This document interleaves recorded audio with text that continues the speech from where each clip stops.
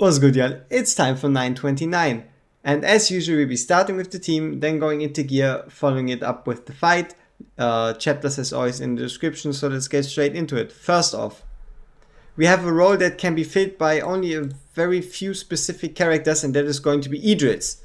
You can replace Idril with, obviously depending on your gear, easier or harder, with only units that hit air and do normal or physical damage. So, for example, Arrogance is pretty much the only air-hitting, non-magical damage-dealing fighter.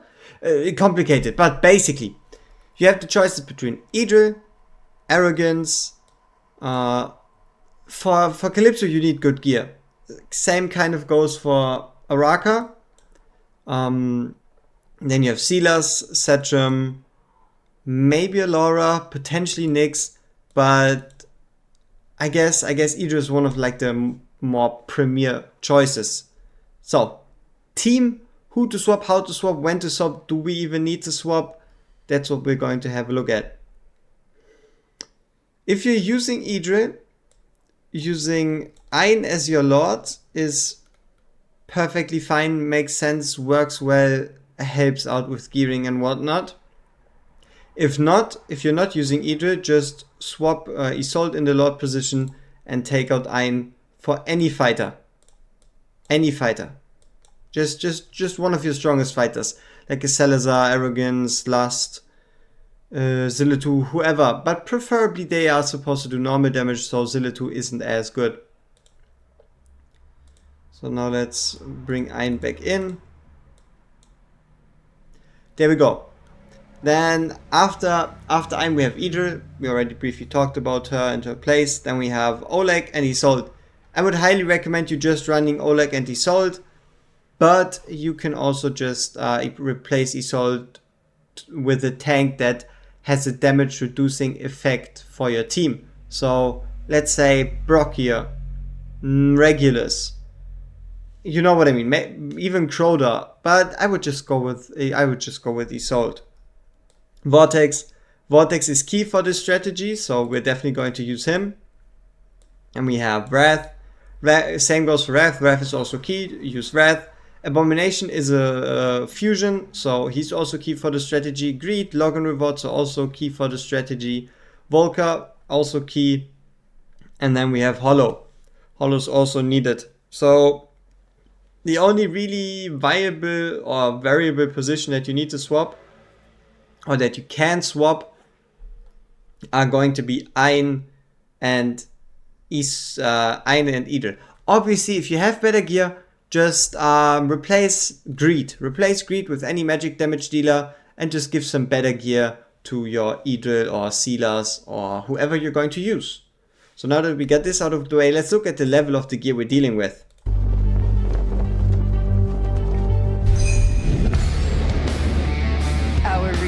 Begins. We have left side sets, but no right side sets. Though we do have decent enough stats, but no good artifacts.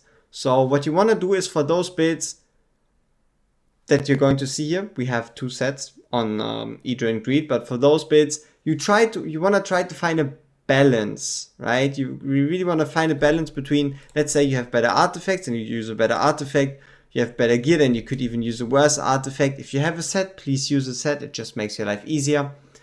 And then there might, though for some, like for example Ein, there might be a need to actually look out for certain HP percent substats. So for example, these two. Those might be helpful but aren't necessarily needed, which concludes Ein. Then we have our strongest set needed. The strongest set needed is going to be this set on Idril right here, which has around 220% attack, 300 attack speed, so like plus 300, 95 crit rate, 160% crit damage. That is only if you're using Idril. If you're using a Silas or a Setchum or someone like that is inertly powerful, you can go lower. I wouldn't recommend it. Or you could go lower if you have a higher Idril's Gaze, because we're only using an Idril's Gaze at plus 10. Same goes for sets. You could have worse sets, but a better set like Inferno or Soulbound Arcana. And also the attack speed doesn't need to be as high, and you could, for example, go higher with crit damage. So the important part is focus on having more attack in comparison to crit damage, because we're not running a Dolores. So tanks. High HP, high defense, Bastion Ring. Done. High HP, high defense, Bastion Ring. Done. High HP, high attack speed, some healing effect. Done. You really want to focus on getting more HP on your Vortex. The more the better his shields, and artifact wise just your best artifact you have, right? We're going with the lower one to make it a bit more accessible. Then we have our second broken set, which is going to be on Wrath.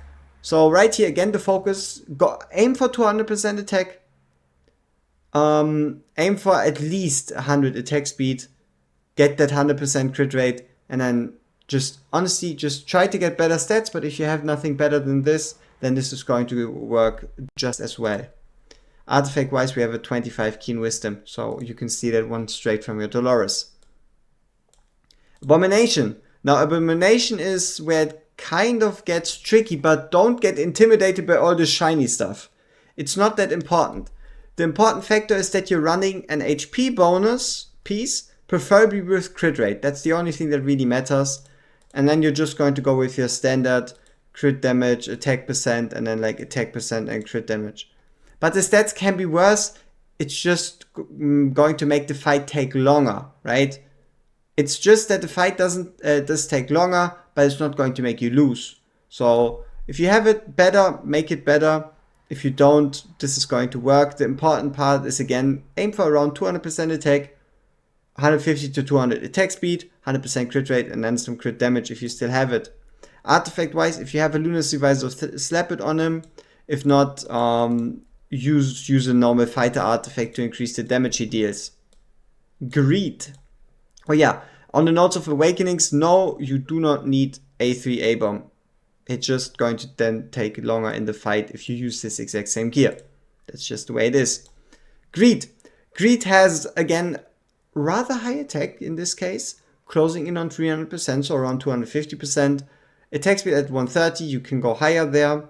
Crit rate at 100%, and then crit damage at 120%. So the crucial pieces are obviously on the right side. We have a wisdom set, because you really want the set. It doesn't need to be the wisdom set. It could be Aegis Wrath set, Soulbound Arcana set, any set, right?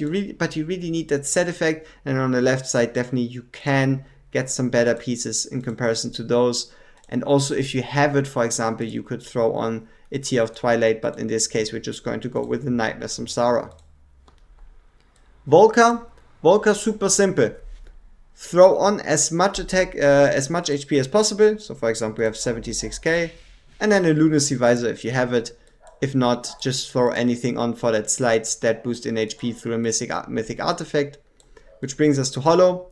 Hollow's goals are, number 1, HP percent in the top slot. Number 2, attack speed in the second slot, rage regen in the third slot, and then attack percent with attack speed or attack percent healing effect, as well as attack percent and healing effect. So the goal is going to be to, if you can obviously manage it, have rage regen on the substats too, but it's not needed. The important part is we want to have around 23,500 to 26,000 health. The higher the better.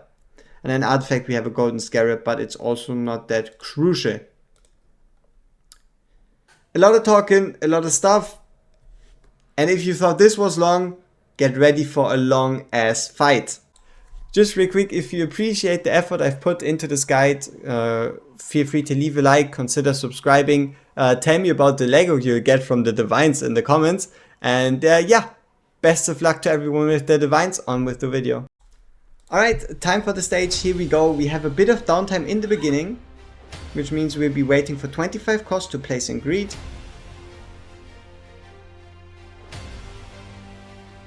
For 5, we put in Greed all the way at the top here, so you can take care of these 4 armored guys that are vulnerable to magic damage.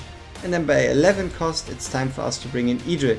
So Idril could also be a Silas or whatever marksman you're using, especially if you're using a Sachem, you might need to wait a bit longer. And yeah, pretty much she's just then going to be able to deal with this mage over there. After that we bring in Vortex. Vortex is there to obviously provide healing later on, but at the moment just take the target off of Idrit's back, so we can now sell her, and Greed is again, or is still going to take or make short work of these guys at the top there. So Vortex got targeted once, he's now going to do his hand gesture and target him again, and that is your cue to put in your Hollow.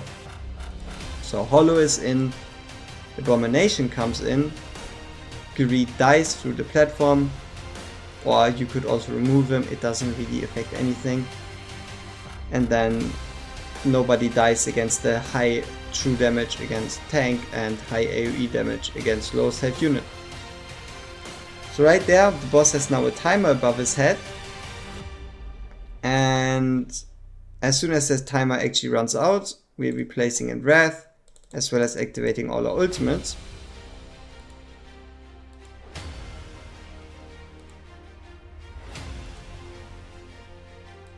After that, it's then time to place in Volker, so we can provide some additional healing through her passive that provides a bit of lifesteal. And then it's finally time for 17, 18 for Oleg. Oleg's only job is to stop this guy from running into our core. He's also going to get a bit of support from Hollow, so overall he should be fine. Then as soon as Hollow's ultimate is ready, you can use hers. There's no real point in using Volker's. You can use Vortex's ultimate, and then it's time for us to bring in Ein. We can also at this point go to 2x speed and activate ultimates as they come.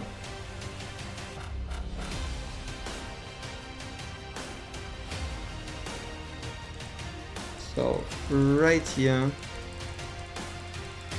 we can go with Ein's ultimate again, and then go in with Hollows. So the goal here is to kill the boss before these guys walk into the goal, as you can see, or into the core. We are rather close to it, but we're fine. If you're having a bit less DPS, you can put a Isolde in the way of the enemies and then pull her as soon as, like, you try to pull her before she dies. So you can, for example, then place an Isolde to slow them down. Or obviously if you have more DPS, you're not going to have an issue that looks like this. Now it's gonna be a bit placement intensive. We'll be starting it off with our main man over here, Abomination, facing downwards, Ein facing to the left, Vortex facing downwards, Hollow facing to the right, Volker facing upwards, Isolde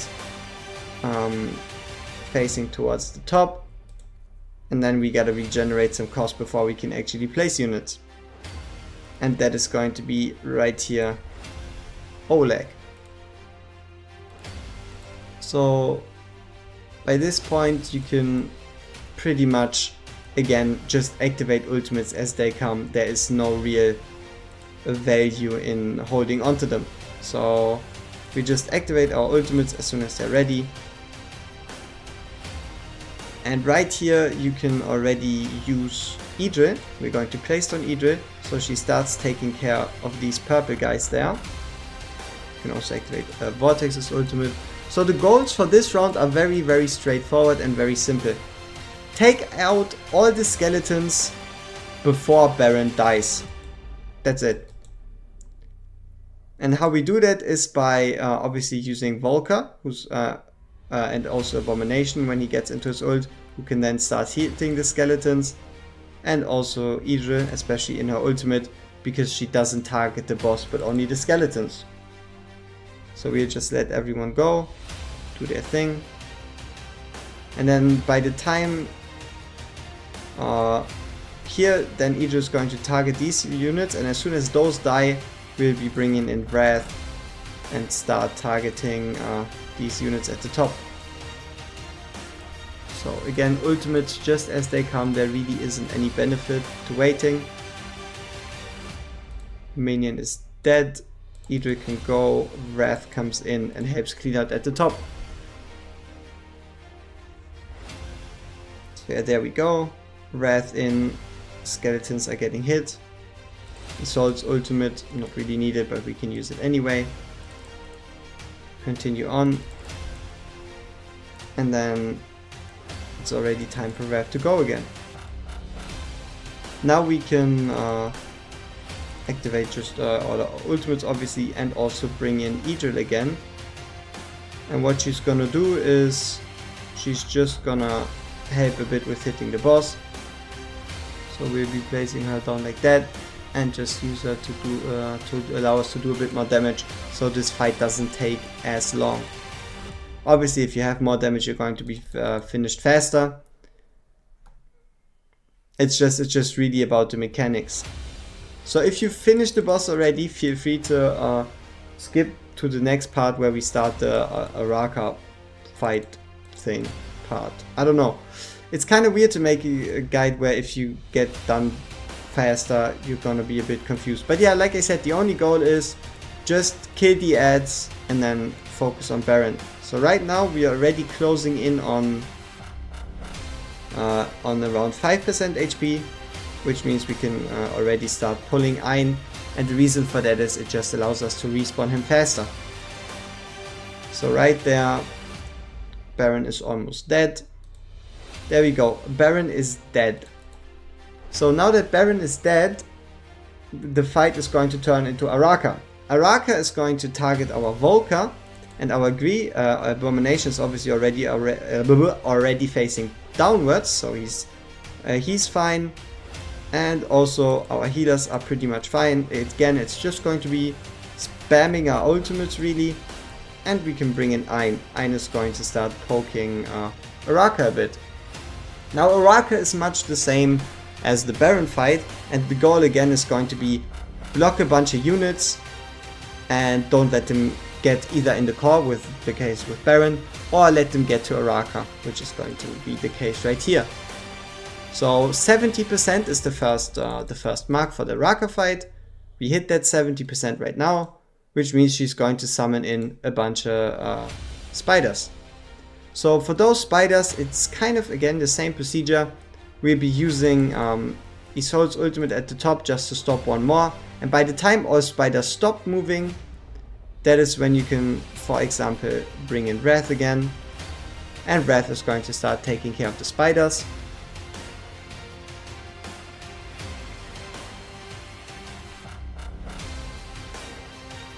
As soon as Wrath has finished the spiders, you take him out and put in Greed right over here, so he's in the range of Hollow. And Greed's mission is to take out the spiders. So the goal here is to kill all spiders before you hit 30% boss health on Araka, because by that point you're going to get even more spiders, and those spiders are just going to overwhelm your blockers, and you might run into significant problems unless you're using supreme tier gear. So right here everything continues on as before, 30% hits, and we keep Greed on the field. Greed's only mission is to clear Isolde of enemies, and by the time that Greed defeats those enemies at the top, we're going to be doing two things. Number one, we remove Greed, and number two, we remove Isolde, because we're going to be needing Isolde for the next for the next part of the fight. There's another part. So everyone is dead at the top, which means Greed goes, Isolde goes, and Wrath can go in and take care of the spiders right there.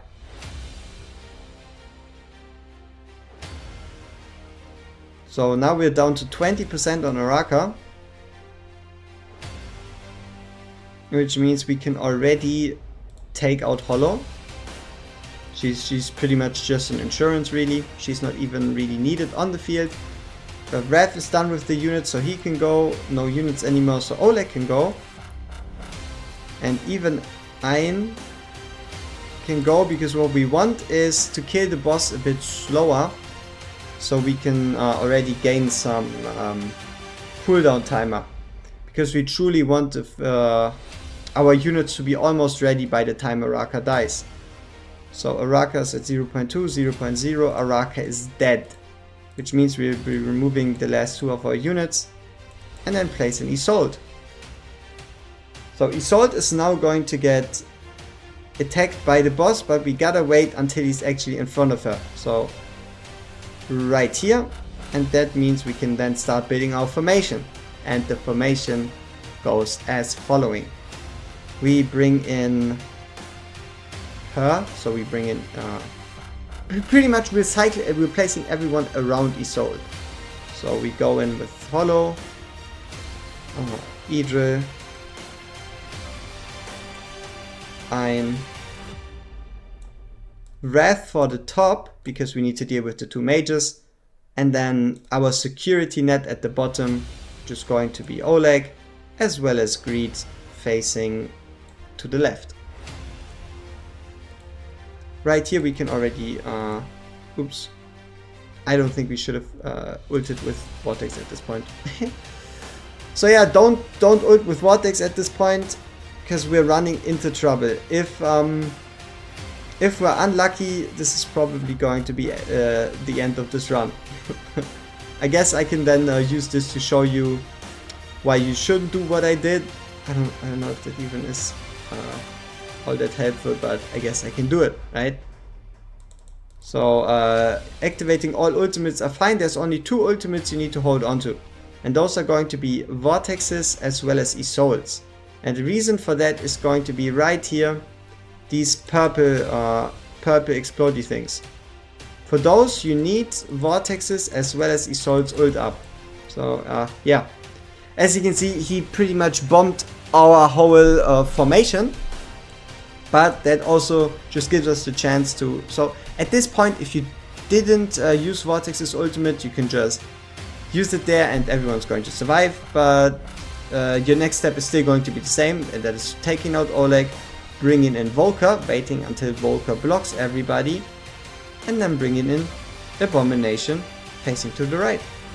From now on, it's again going to be 2 times speed, and the same thing. This is going to be the same procedure for the whole fight, and that is wait for him to do his lifesteal. He's going to do his lifesteal, blah blah blah. Ensure that Vortexes and Vortexes and Isolde's ults are ready. If that is the way it is, then you're pretty much fine to go.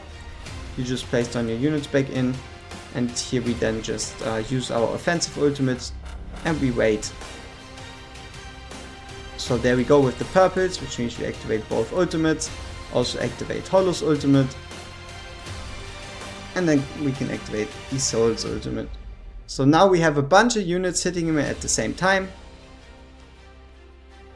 And it's the same thing, right? It just repeats, and the more DPS you have, the faster you get through this.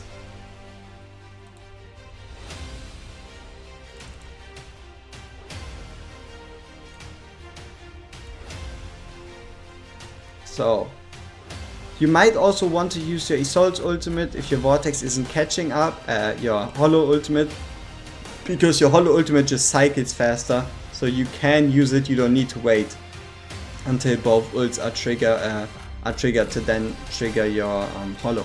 But you can do so. There's just some slight differences, especially based on the Pantheon. So yeah, we're just beating up the boss, trying our very hardest, using every offensive ultimate in the book, or everything that we have available. Again, wait for him to do his big explosion.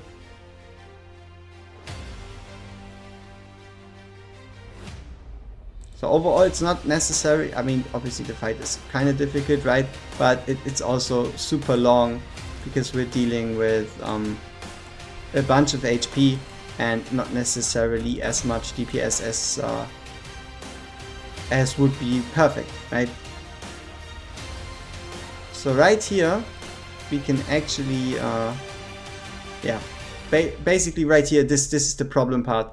This is where this globe transforms, or the boss transforms into this globe, and this globe doesn't necessarily take any magic damage at all. You can see the numbers that Greed is putting up, they are pretty atrocious. And that is also the reason why you really need someone like Evil or Arrogance. So Idle is doing her best. As soon as Greed doesn't hit anymore, you can take him out. And then you can activate your Idle's ultimate right here. Trigger the ultimates of the others, because as you remember, you're going to get power shots out of that. Take out Volker, because you can't trigger Volker's ultimate actually. And then continue with the hits right there.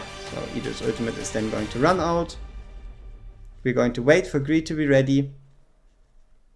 And we'll be placing in Greed facing downwards, because he's then going to be able to slow him all the way from here all the way down. The more gear you have, the easier this is. The less gear you have, the harder. We're pretty much already scraping at minimum requirements, so I doubt we would be able to make it any better. So yeah. No matter how you really end the rotation, Idle should always be able to get her ultimates off, preferably at the right times, and then take care of this boss. As you can see, it is really close. I just highly recommend you use better gear. So yeah, this has been this fight. No other legendaries used. And let's just go, just for my own vanity, let's just go through the characters. So Wrath, everybody has Wrath. Wrath is free. Everybody has Greed because he's a login character. So we have 2 login characters, 1 storyline character, another login character, a Gacha character, Gacha, free. So pretty much all these units are free, and then you need to have 4 other ones. But again, Isolde can be replaced by any other damage reducing tank, as you've seen, because we're only using her to make the explosions do less damage. Peace!